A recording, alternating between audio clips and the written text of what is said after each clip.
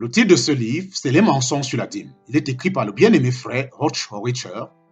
Nous sommes toujours au chapitre 12, petit 6. Chapitre 12, petit 6. C'est à se demander si vous avez lu et compris ce que Jésus dit dans Matthieu chapitre 6, des versets 24 à 34. Or, la poursuite des substances charnelles a atteint chez les pasteurs et les téléévangélistes des proportions dégoûtantes. À plus d'une occasion, nous avons entendu parler de la qualité de la robe de Jésus qui fut marchandée par les soldats romains sur le calvaire. Afin de vous prostituer à leur évangile mammon, ces hommes méchants désacralisent volontiers les vêtements même que portait Jésus au calvaire. Honte à eux! Si vous pouviez voir leurs vêtements spirituels à eux, vous vous pousseriez de la place en un rien de temps. Leurs nippes froissés sont pleins de taches, de déchirures, d'usures, de défauts et de rides, et de fientes. Examinons maintenant quelques-uns des passages les plus maltraités du Nouveau Testament de nos jours. Lorsque vous entendez quelqu'un tordre ces Écritures, à l'avenir, vous auriez de quoi répliquer. Alors, levez-vous et parlez. Levez-vous et parlez. Alors, levez-vous et parlez. Le véritable amour ne restera pas silencieux quand il verra l'injustice, l'hérésie ou l'hypocrisie se déverser. Si vous choisissez de demeurer silencieux, vous serez coupable de fermer les yeux sur leurs actions et de rester muet à leurs paroles. Vous serez responsable et devrez rendre compte devant Dieu d'être resté silencieux, craignant plutôt les hommes que votre Créateur et Rédempteur. La pauvre veuve. Et Jésus était assis vis-à-vis du tronc, prenant garde comment le peuple mettait de l'argent au tronc. Et plusieurs riches y mettaient beaucoup. Une pauvre veuve vint, qui y mit 2 petites pièces qui font la 4e partie d'un sou. Et Jésus ayant appelé ses disciples, il leur dit, en vérité je vous dis que cette pauvre veuve a plus mis au tronc que tous ceux qui y ont mis, car tous y ont mis de leur superflu, mais celle-ci y a mis de son indigence tout ce qu'elle avait, toute sa subsistance. En parenthèse, Marc chapitre 12, versets 41 à 44. Dans ce passage, il n'est nullement question de la plantation d'une sémence de foi. Il ne s'agit pas de donner pour mieux recevoir ou de se départir de son nécessaire afin de démontrer sa foi. Il est regrettable que la plupart du temps, ce passage des Écritures soit utilisé contre les gens qui se trouvent au point le plus bas de leur vie, dans le but de les pousser à donner quelque chose qu'ils ne possèdent pas. Le marchand de prêche ou le téléévangéliste dira à l'audience ou aux téléspectateurs que, pour démontrer leur foi, il leur faut donner de leur nécessaire. Naturellement, on présente la chose comme le moyen par lequel vous démontrerez votre foi grâce à ce point de contact avec Dieu. Peu importe ce dont vous avez besoin, posez les mains sur le téléviseur. C'est votre point de contact. Rien n'est plus abominable qu'une personne qui fait intentionnellement sa proie des pauvres. Lors de la 2e résurrection, il y aura sans aucun doute de rigoureuses remontrances spéciales réservées à tout homme qui aura prêché un faux message sur le don en se servant de ce passage.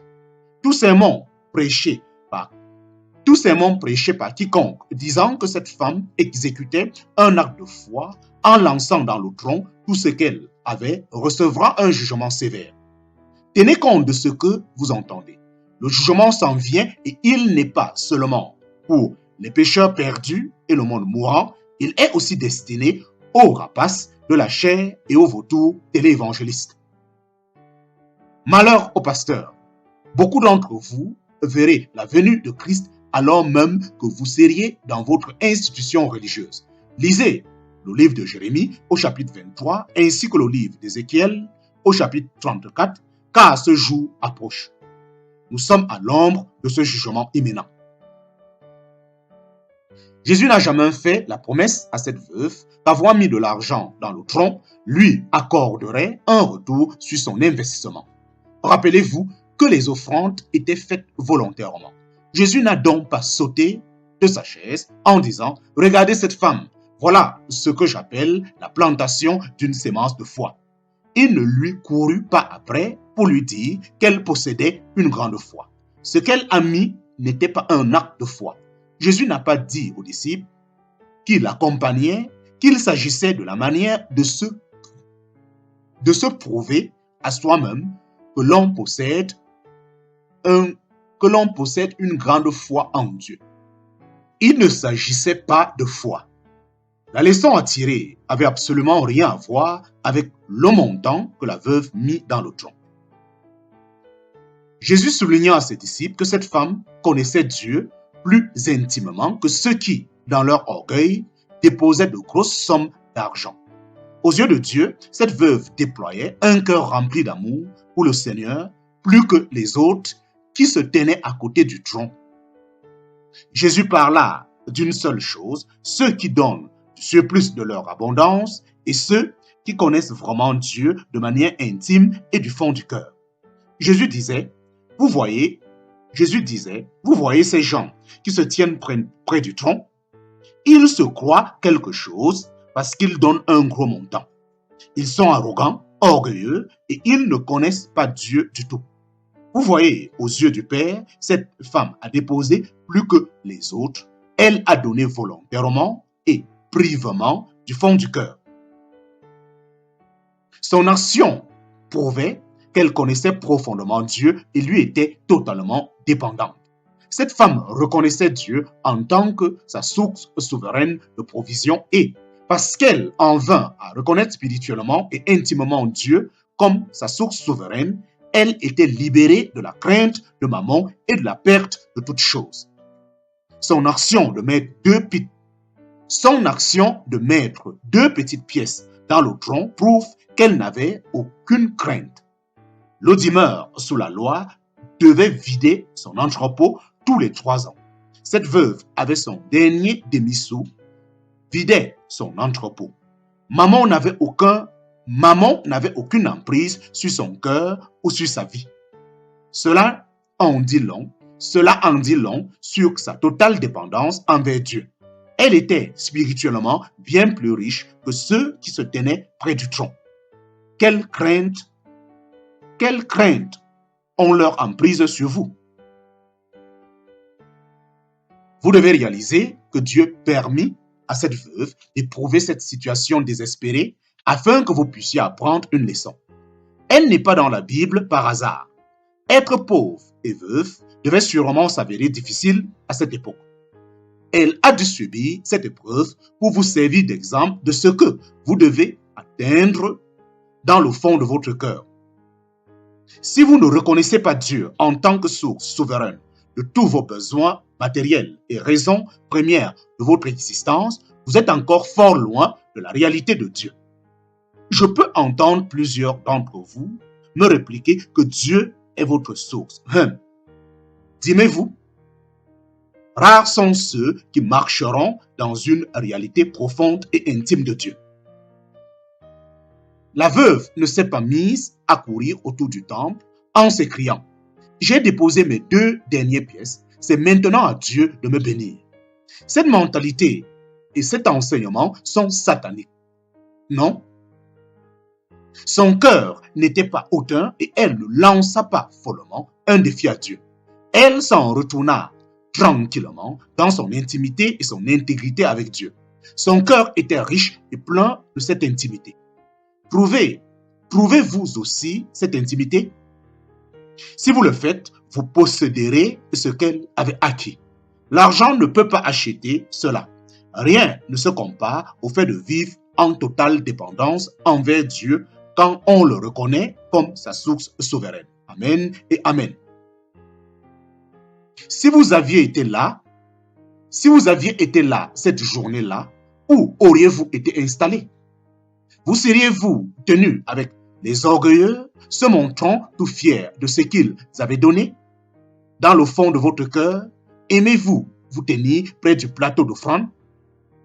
Y a-t-il une plaque quelque part avec votre nom et votre contribution inscrite dessus? Êtes-vous un membre fondateur? Votre cœur est-il rempli de fierté de ce que vous y avez mis?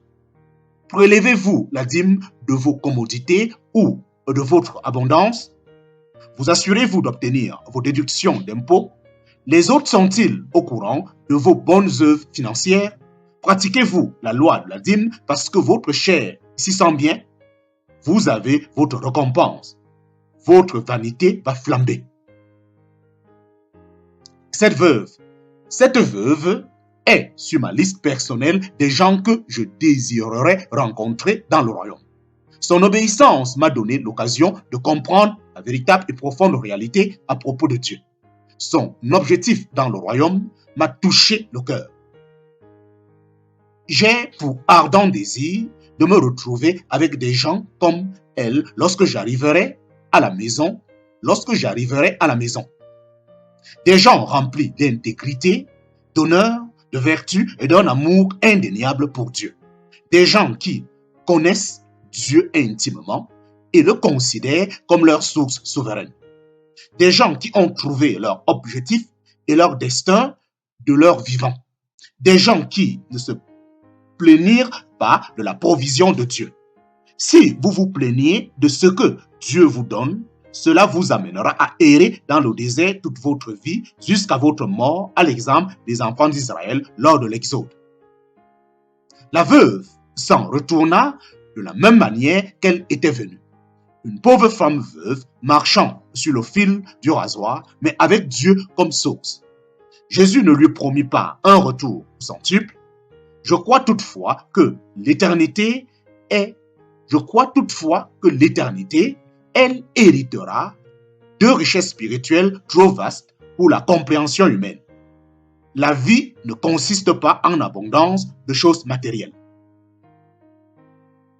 Puisse le Seigneur, puissent les hommes méchants de notre génération recevoir une pleine rétribution dès cette vie-ci de leur perversion